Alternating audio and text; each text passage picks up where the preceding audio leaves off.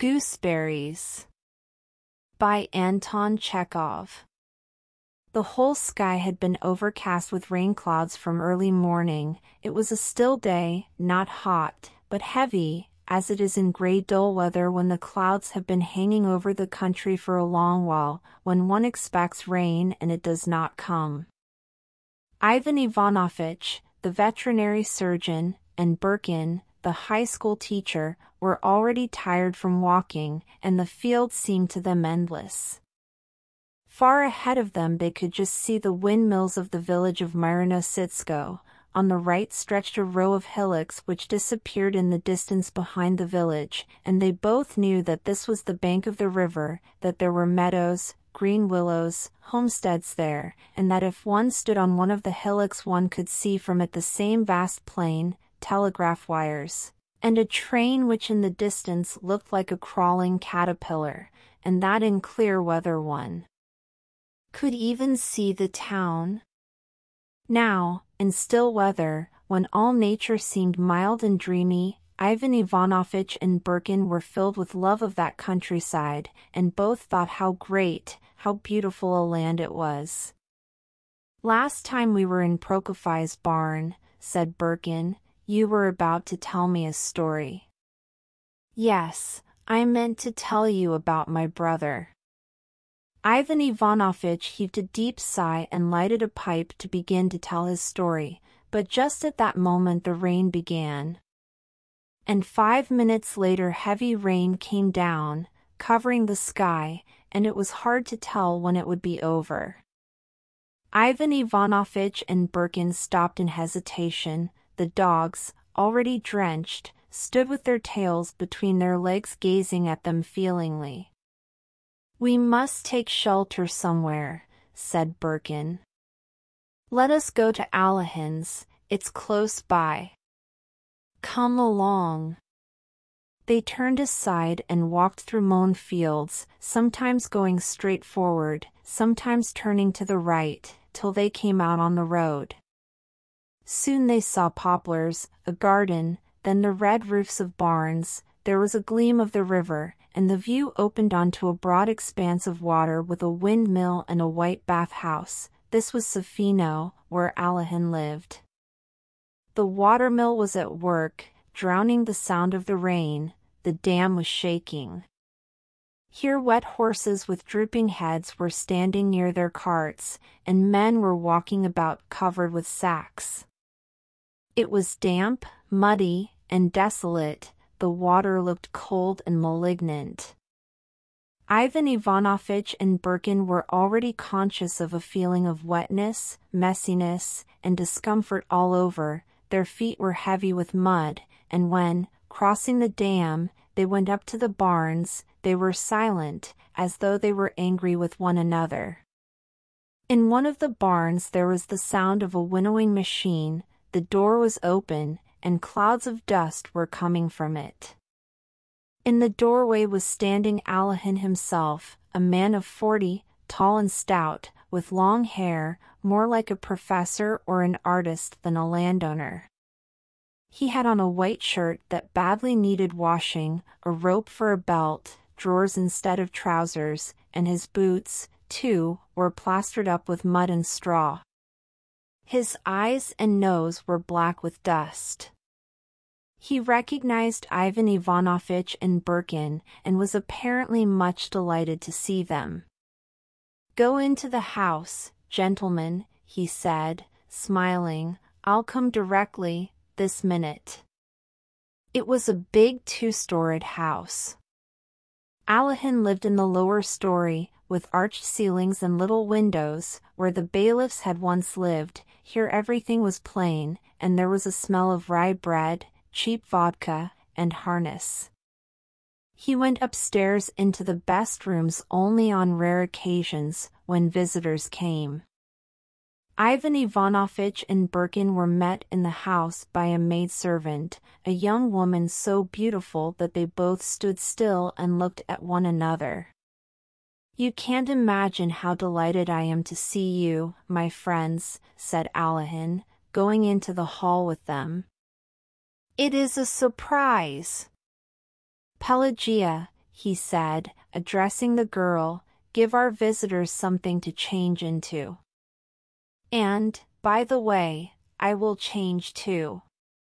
Only I must first go and wash, for I almost think I have not washed since spring. Wouldn't you like to come into the bathhouse? And meanwhile they will get things ready here. Beautiful Pelagia, looking so refined and soft, brought them towels and soap, and Alahin went to the bathhouse with his guests. It's a long time since I had a wash, he said, undressing. I have got a nice bathhouse, as you see my father built it, but I somehow never have time to wash. He sat down on the steps and soaped his long hair and his neck, and the water around him turned brown. Yes, I must say, said Ivan Ivanovitch meaningly, looking at his head. It's a long time since I washed, said Alahin with embarrassment, giving himself a second soaping, and the water near him turned dark blue, like ink. Ivan Ivanovitch went outside, plunged into the water with a loud splash, and swam in the rain, flinging his arms out wide. He stirred the water into waves which set the white lilies bobbing up and down. He swam to the very middle of the mill pond and dived, and came up a minute later in another place, and swam on, and kept on diving, trying to touch the bottom. Oh, my goodness, he repeated continually, enjoying himself thoroughly. Oh, my goodness! He swam to the mill, talked to the peasants there, then returned and lay on his back in the middle of the pond, turning his face to the rain. Birkin and Alahin were dressed and ready to go, but he still went on swimming and diving. Oh, my goodness! He said. Oh, Lord, have mercy on me. That's enough! Birkin shouted to him. They went back to the house. And only when the lamp was lighted in the big drawing room upstairs, and Birkin and Ivan Ivanovitch, attired in silk dressing gowns and warm slippers, were sitting in armchairs, and Alahin, washed and combed, in a new coat, was walking about the drawing room, evidently enjoying the feeling of warmth, cleanliness, dry clothes, and light shoes, and when lovely Pelagia, stepping noiselessly on the carpet and smiling softly, handed tea and jam on a tray. Only then Ivan Ivanovitch began on his story, and it seemed as though not only Birkin and Alahin were listening, but also the ladies, young and old, and the officers who looked down upon them sternly and calmly from their gold frames. There are two of us brothers, he began, Ivan Ivanovitch, and my brother, Nikolai Ivanovitch, 2 years younger. I went in for a learned profession and became a veterinary surgeon, while Nikolai sat in a government office from the time he was 19. Our father, Chimcha Himalaysky, was a cantonist, but he rose to be an officer and left us a little estate and the rank of nobility. After his death the little estate went in debts and legal expenses, but anyway, we had spent our childhood running wild in the country. Like peasant children, we passed our days and nights in the fields and the woods, looked after horses, stripped the bark off the trees, fished, and so on. And, you know, whoever has once in his life caught perch or has seen the migrating of the thrushes in autumn, watched how they float in flocks over the village on bright, cool days, he will never be a real townsman, and will have a yearning for freedom to the day of his death. My brother was miserable in the government office. Years passed by, and he went on sitting in the same place, went on writing the same papers and thinking of one and the same thing, how to get into the country. And this yearning by degrees passed into a definite desire, into a dream of buying himself a little farm somewhere on the banks of a river or a lake. He was a gentle, good-natured fellow, and I was fond of him, but I never sympathized with this desire to shut himself up for the rest of his life in a little farm of his own. It's the correct thing to say that a man needs no more than 6 feet of earth. But 6 feet is what a corpse needs, not a man. And they say, too, now, that if our intellectual classes are attracted to the land and yearn for a farm, it's a good thing. But these farms are just the same as 6 feet of earth. To retreat from town, from the struggle, from the bustle of life, to retreat and bury oneself in one's farm, it's not life, it's egoism, laziness, it's monasticism of a sort, but monasticism without good works. A man does not need 6 feet of earth or a farm, but the whole globe, all nature, where he can have room to display all the qualities and peculiarities of his free spirit. My brother Nikolai, sitting in his government office, dreamed of how he would eat his own cabbages, which would fill the whole yard with such a savory smell, take his meals on the green grass, sleep in the sun, sit for whole hours on the seat by the gate gazing at the fields and the forest.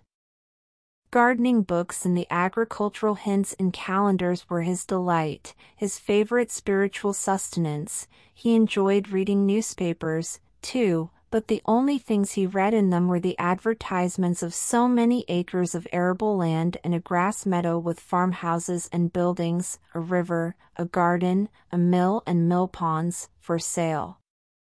And his imagination pictured the garden paths, flowers and fruit, starling coats, the carp in the pond, and all that sort of thing, you know.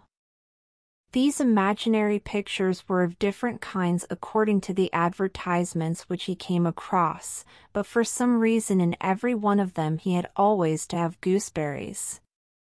He could not imagine a homestead, he could not picture an idyllic nook, without gooseberries. Country life has its conveniences, he would sometimes say. You sit on the veranda and you drink tea, while your ducks swim on the pond, there is a delicious smell everywhere, and the gooseberries are growing. He used to draw a map of his property, and in every map there were the same things: A. House for the family, B. Servants' quarters, C. Kitchen garden, D. Gooseberry bushes. He lived parsimoniously, was frugal in food and drink, his clothes were beyond description, he looked like a beggar, but kept on saving and putting money in the bank. He grew fearfully avaricious. I did not like to look at him, and I used to give him something and send him presents for Christmas and Easter, but he used to save that too. Once a man is absorbed by an idea, there is no doing anything with him. Years passed, he was transferred to another province. He was over 40, and he was still reading the advertisements in the papers and saving up. Then I heard he was married. Still with the same object of buying a farm and having gooseberries, he married an elderly and ugly widow without a trace of feeling for her, simply because she had filthy lucre. He went on living frugally after marrying her, and kept her short of food, while he put her money in the bank in his name. Her first husband had been a postmaster, and with him she was accustomed to pies and homemade wines, while with her second husband she did not get enough black bread. She began to pine away with this sort of life, and 3 years later she gave up her soul to God. And I need hardly say that my brother never for one moment imagined that he was responsible for her death. Money, like vodka, makes a man queer. In our town there was a merchant who, before he died, ordered a plateful of honey and ate up all his money and lottery tickets with the honey, so that no one might get the benefit of it. While I was inspecting cattle at a railway station, a cattle dealer fell under an engine and had his leg cut off. We carried him into the waiting room. The blood was flowing, it was a horrible thing, and he kept asking them to look for his leg and was very much worried about it. there were 20 rubles in the boot on the leg that had been cut off, and he was afraid they would be lost. "That's a story from a different opera," said Birkin. After his wife's death, Ivan Ivanovich went on, after thinking for half a minute, "My brother began looking out for an estate for himself.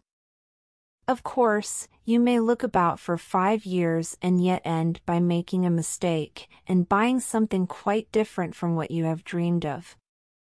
My brother Nikolai bought through an agent a mortgaged estate of 330 acres, with a house for the family, with servants' quarters, with a park, but with no orchard, no gooseberry bushes, and no duck pond. There was a river, but the water in it was the color of coffee, because on one side of the estate there was a brickyard and on the other a factory for burning bones." But Nikolai Ivanovich did not grieve much. He ordered 20 gooseberry bushes, planted them, and began living as a country gentleman. "Last year I went to pay him a visit. I thought I would go and see what it was like." In his letters my brother called his estate Chumberclove Waste, alias Himalaysko. I reached alias Himalaysko in the afternoon. It was hot. Everywhere there were ditches, fences, hedges, fir trees planted in rows, and there was no knowing how to get to the yard, where to put one's horse. I went up to the house, and was met by a fat red dog that looked like a pig. It wanted to bark, but it was too lazy. The cook, a fat, barefooted woman, came out of the kitchen, and she, too, looked like a pig, and said that her master was resting after dinner. I went in to see my brother. He was sitting up in bed with a quilt over his legs. He had grown older, fatter, wrinkled, his cheeks, his nose, and his mouth all stuck out. He looked as though he might begin grunting into the quilt at any moment. We embraced each other, and shed tears of joy and of sadness at the thought that we had once been young and now were both gray-headed and near the grave. He dressed, and led me out to show me the estate. "Well, how are you getting on here?" I asked. "Oh, all right, thank God, I am getting on very well." He was no more a poor timid clerk, but a real landowner, a gentleman. He was already accustomed to it, had grown used to it, and liked it. He ate a great deal, went to the bath-house, was growing stout, was already at law with the village commune and both factories, and was very much offended when the peasants did not call him Your Honor. And he concerned himself with the salvation of his soul in a substantial, gentlemanly manner, and performed deeds of charity, not simply, but with an air of consequence. And what deeds of charity?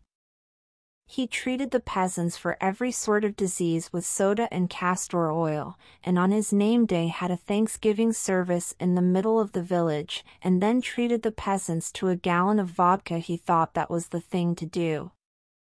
Oh, those horrible gallons of vodka!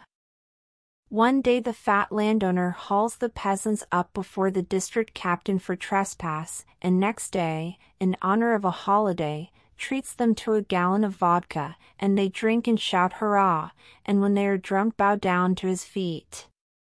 A change of life for the better, and being well fed and idle develop in a Russian the most insolent self-conceit. Nikolai Ivanovich, who at one time in the government office was afraid to have any views of his own, now could say nothing that was not gospel truth, and uttered such truths in the tone of a prime minister. Education is essential, but for the peasants it is premature. Corporal punishment is harmful as a rule, but in some cases it is necessary, and there is nothing to take its place.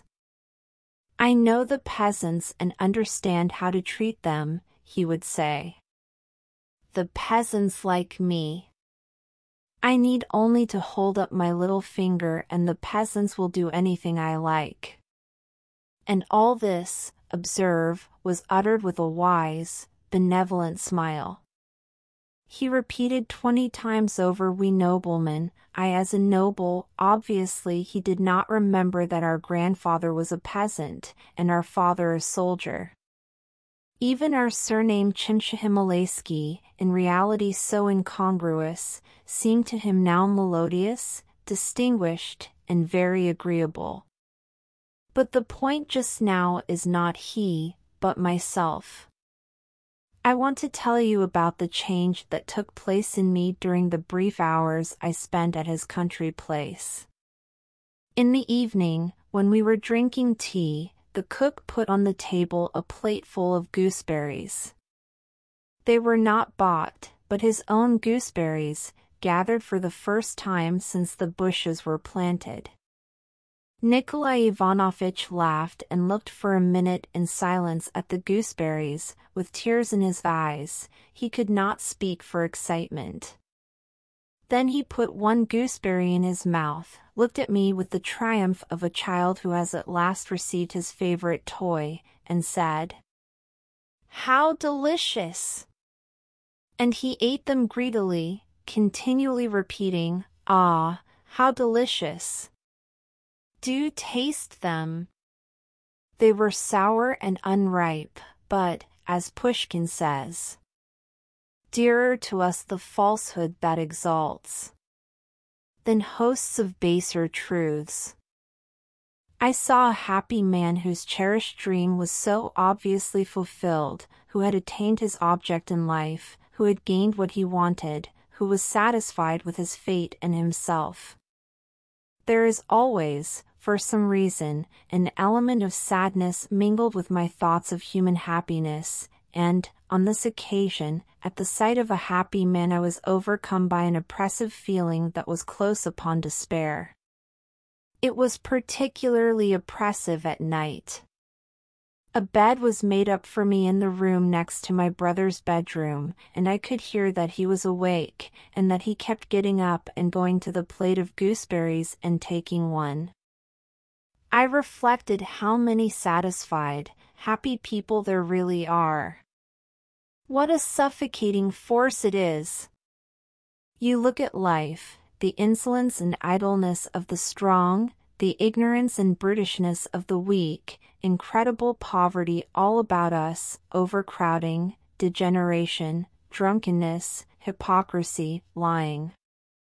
Yet all is calm and stillness in the houses and in the streets. Of the 50,000 living in a town, there is not one who would cry out, who would give vent to his indignation aloud.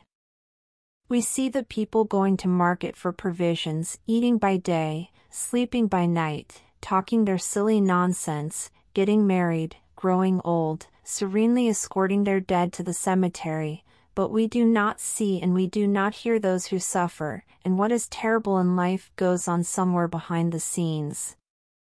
Everything is quiet and peaceful, and nothing protests but mute statistics. So many people gone out of their minds, so many gallons of vodka drunk, so many children dead from malnutrition.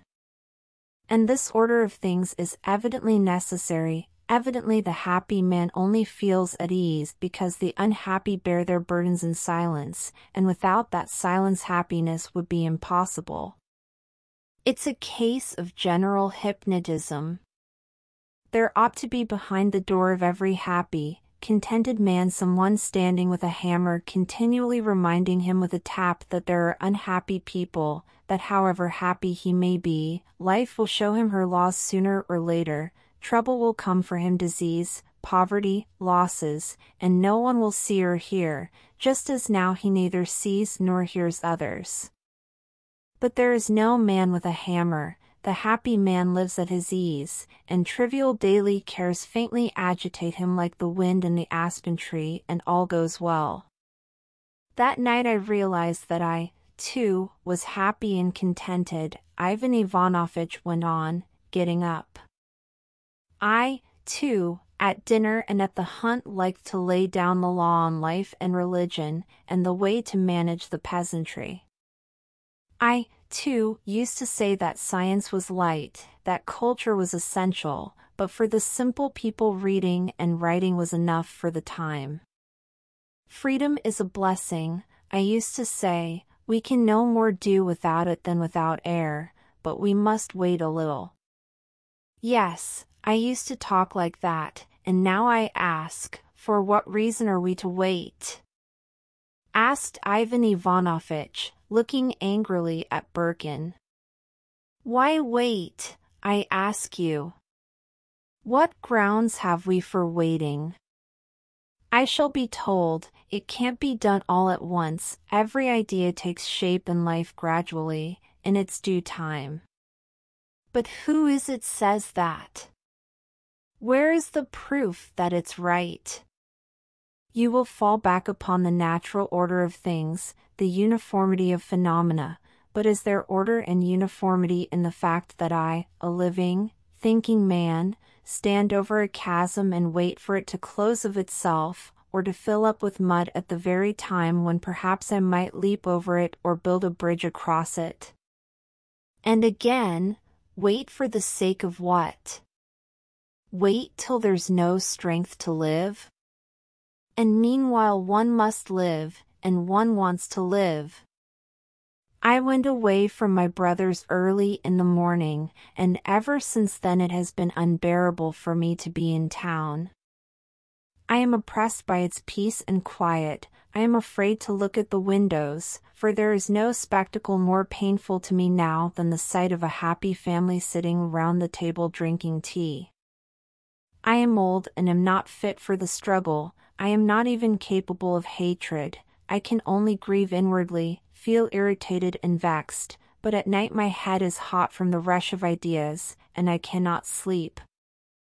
Ah, if I were young! Ivan Ivanovitch walked backwards and forwards in excitement, and repeated, if I were young. He suddenly went up to Alehin and began pressing first one of his hands and then the other.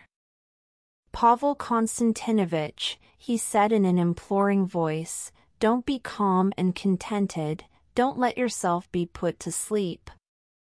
While you are young, strong, confident, be not weary in well-doing.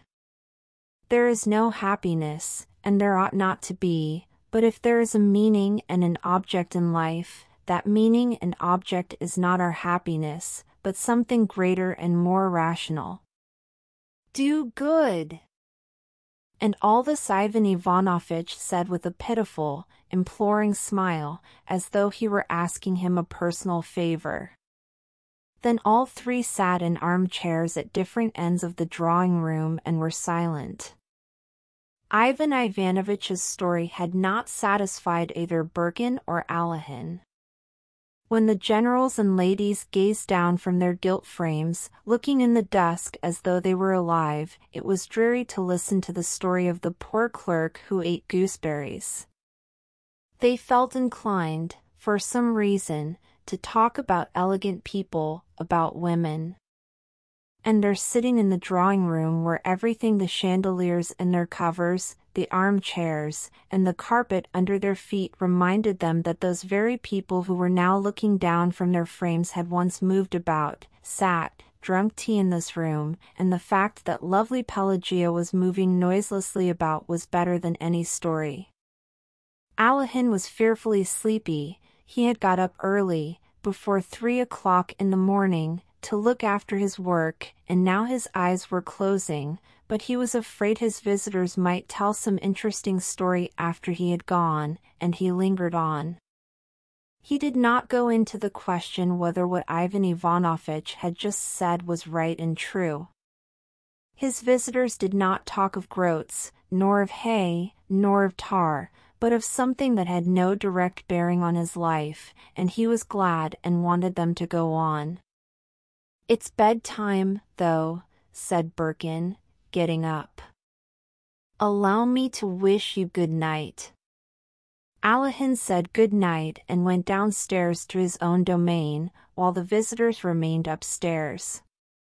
They were both taken for the night to a big room where there stood two old wooden beds decorated with carvings, and in the corner was an ivory crucifix. The big cool beds, which had been made by the lovely Pelagia, smelt agreeably of clean linen. Ivan Ivanovitch undressed in silence and got into bed. "Lord, forgive us sinners," he said, and put his head under the quilt. His pipe lying on the table smelt strongly of stale tobacco, and Birkin could not sleep for a long while, and kept wondering where the oppressive smell came from. The rain was pattering on the window panes all night. The end.